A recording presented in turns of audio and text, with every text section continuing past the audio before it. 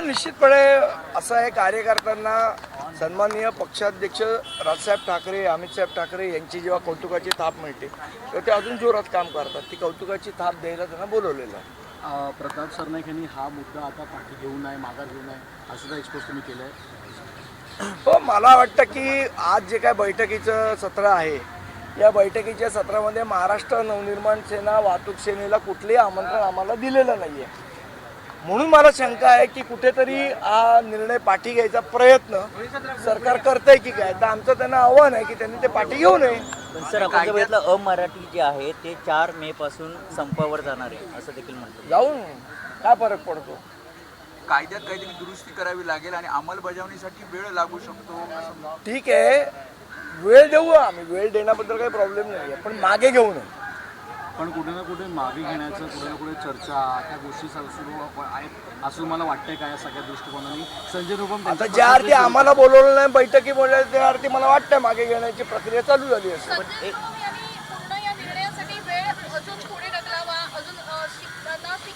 काय Iran America युद्ध आहे का सीज फायर लांबवत नाहीचं?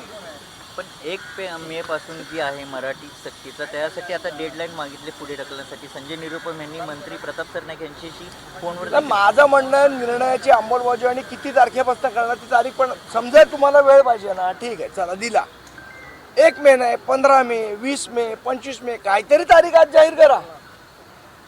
अनिश्चिततेसाठी पुढे ढकलायला ते काही इराण अमेरिकेचं सीज फायर नाहीये. मराठीचा मुद्दा मनसेच घेते.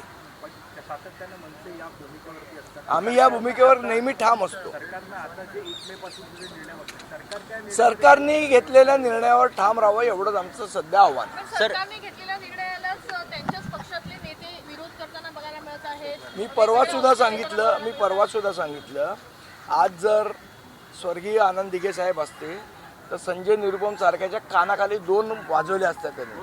तर दिघे साहेब नाही तर निदान शिंदे साहेबांनी 2 वाजवावे. 2 नाही, किमान 1 तर वाजवावी. सर, संघटनांना बोलवण्यात आलेलं नाहीये.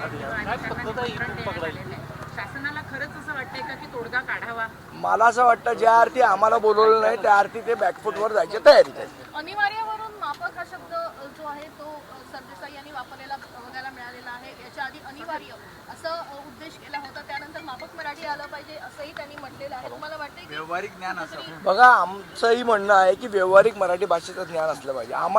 आम्ही काय हे एक्सपेक्ट करत नाही की पु ल देशपांडे वाचावेत किंवा कुसुमाग्रज वाचावेत, पण जे बोलीभाषा आहे मराठी ती तर बोलता आली पाहिजे. दुसरीकडे बागेश्वर बाबा यांनी छत्रपती शिवाजी महाराज चपल्याने मारला पाहिजे त्या बागेश्वर बाबाला. नंतर माफी आणि दुसरीकडे हेही विधान केलेलं आहे की जास्तीत जास्त मुलं जन्माला घालावी आणि एक मुलगा काय काय काय जन्माला घालावी आणि एक मुलगा संघाला द्यावा. संघ असं बागेश्वर बाबा. अरे तो मूर्ख आहे बागेश्वर बाबा, कुठे त्याच्या नादी लागताय? मूर्ख आहे तो, भोंदू आहे. उद्या खराच सारखं काहीतरी येईल त्याचा बाहेर. वारंवार महाराष्ट्राच्या इतिहासाला मराठी भाषेला पहिली तर गोष्ट माझी आपल्याला विनंती आहे, या बागेश्वर बाबाला आपण फुकटचं जे महत्त्व देतं ते देऊ नये. त्याची तेवढी अक्कल नाही, त्याची तेवढी लायकी नाही, त्याची तेवढी पातळी नाही. बागेश्वर बाबाला पहिले बंदी घाला आणि चपलेनी मारला पाहिजे त्याला, त्या बागेश्वर बाबाला. पक्षाच्या व्यतिरिक्त इतर लोक विरोध करताना बघायला मिळतात. सत्तेतला मोठा पक्ष विरोध बागेश्वर बाबाला करत नाहीये. सत्तेतल्याच पक्षात भोंदू बाबांची संख्या वाढत चाललेली आहे.